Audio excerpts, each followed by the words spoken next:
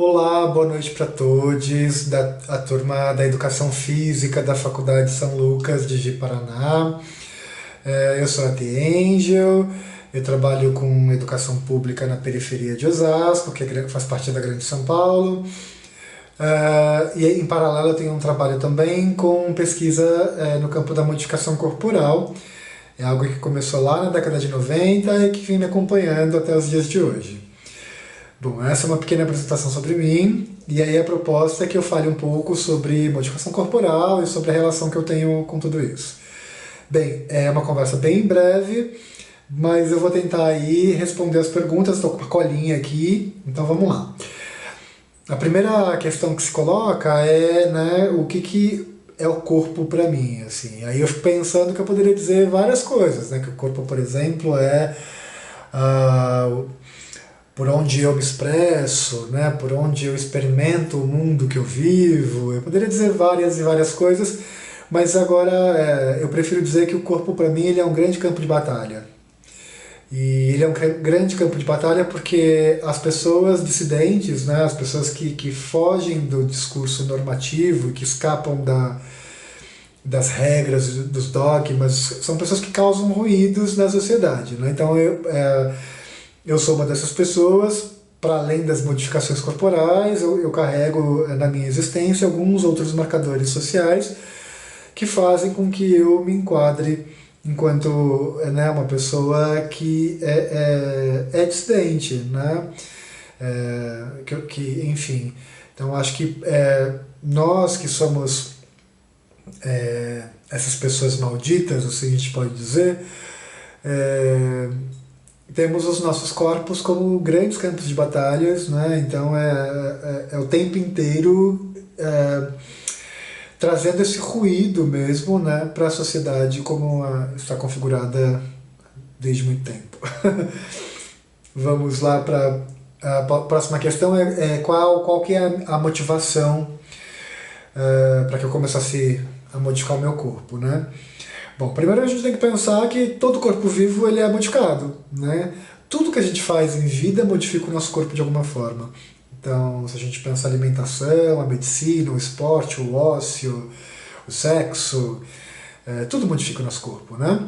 Então, dentre tantas possibilidades, eu ainda tenho algumas outras técnicas que eu uso, mas quando a gente para pensar em tantas possibilidades, o que eu tenho feito, escolhido, são, né, pequenas técnicas, poucas técnicas, é um grande recorte dentro de um campo muito vasto de pesquisa. E aí eu começo essa minha jornada na adolescência, né, na década de 90, como eu falei para vocês, e naquele momento a grande questão para mim ela era estética. Então eu tinha um grande interesse pela possibilidade estética que essas modificações elas poderiam me trazer, né? A gente sabe que o belo é muito relativo e, para mim, né, desde lá de trás, tinha um apelo da beleza mesmo, né, de olhar e entender essas práticas, essas culturas como, enfim, fundamentam um belo. Né? E no decorrer da minha vida, embora tenha iniciado com um discurso uma motivação estética, né, transformações foram acontecendo, né? Ainda bem, porque a gente não é algo fixo, né? A gente está sempre se transformando, se revendo, e isso é fantástico. E aí as modificações elas vão ocupando outros lugares, elas vão tendo outras motivações, dentre elas, por exemplo, o campo das artes, né? Em 2005 eu começo a fazer um trabalho com performance. E aí eu percebo que, na verdade, eu poderia juntar esses dois lugares, né, da modificação do corpo com a arte corporal e acionar tudo isso no meu trabalho com performance. E tem sido uma jornada muito, muito, muito feliz para mim.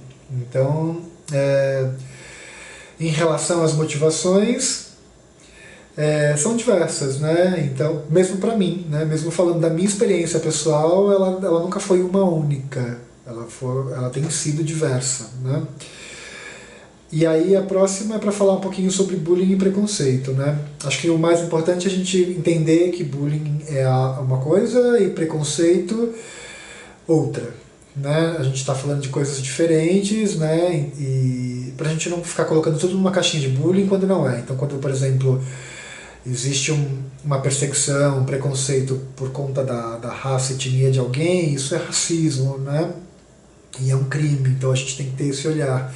Quando a perseguição e a violência é por conta da orientação sexual ou da identidade de gênero, isso é LGBTfobia e também é um crime, a gente tem que ter esse olhar, né?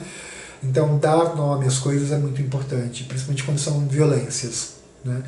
Dar nome é entender que são situações que precisam ser alteradas, né? Urgentemente. Então, no meu caso, o meu corpo, ele, né, por ele escapar desse discurso, entendimento hegemônico do que é possível o corpo, é, é um corpo que não escapa da violência, né, em todos os campos, assim, em todos os âmbitos. Então, na família, na igreja, no trabalho, e a escola também foi um outro lugar onde meu corpo sofreu parte de um processo de desumanização e violência. E eu falo no passado, mas não é só passado, né? Presente, porque, enfim, a sociedade ela muda muito pouco em relação ao tratamento daquilo que é considerado diferente, né? Então, eu percebo que, obviamente, que muitas coisas melhoraram e mudaram, mas outras coisas não, a gente regrediu bastante, né? E E o bullying ele é muito cruel, né? O preconceito é muito cruel, então por diversas vezes eu pensei em parar de estudar, interromper os meus estudos, porque é isso, né? É aquela voz repetitiva dizendo para você não existir como você é, e é muito cruel, é muito perverso. E quando você é adolescente, você não tem uma estrutura, embasamento para se defender e se proteger disso, né? Então a vida vai te trazendo isso. Então foi preciso me destruir.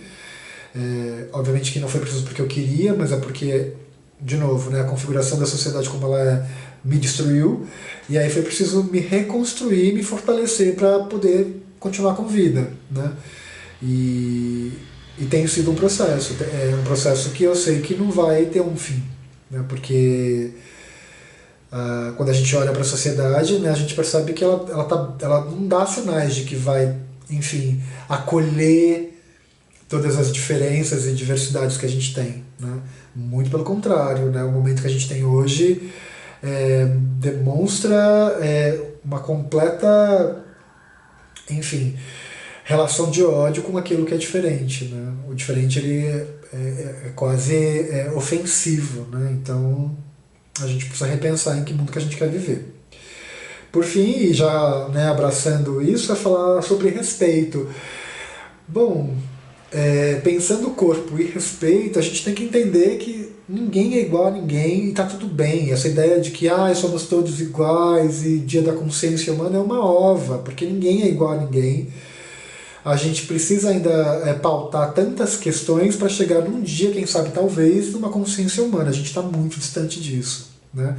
Então é preciso entender que é urgente que a gente se mobilize e se organize para, enfim, trabalhar arduamente para melhorar essa sociedade, né? Como eu falei, a configuração que a gente tem hoje, ela não é de agora, é uma configuração histórica que foi construída, né? Onde existe um apelo, né, muito forte para a norma, ou seja, para a normatividade, né, compulsória, e os corpos que não se enquadram nisso, eles são automaticamente colocados para morrer. Então é isso, a gente tem que entender, né, que existe essa disputa, que não é de agora, é histórica, de qual lado que a gente quer estar. A gente quer estar do lado das pessoas que fomentam a morte ou das pessoas que fomentam a vida. Acho que é isso, né? Lembrando que a omissão, nesses casos, né, fortaleceu o discurso, né, do agressor, do opressor. Então acho que a gente tem que se mobilizar urgentemente, com muito respeito, entendendo que ninguém é igual a ninguém, e que tá tudo bem, né? Respeitando aí as pessoas como elas são, como elas querem ser, e aí o mundo vai avançar. Eu espero que eu viva o suficiente para ver pelo menos um pouco disso, pelo menos para ver sinais de que a gente está caminhando para isso. Agora, infelizmente, não. Mas a gente não para de trabalhar, como eu falei, o corpo é um campo de batalha e a gente está aí, né, na luta. Agradeço pelo convite, é um prazer estar com vocês. Um beijo no coração, a gente se vê.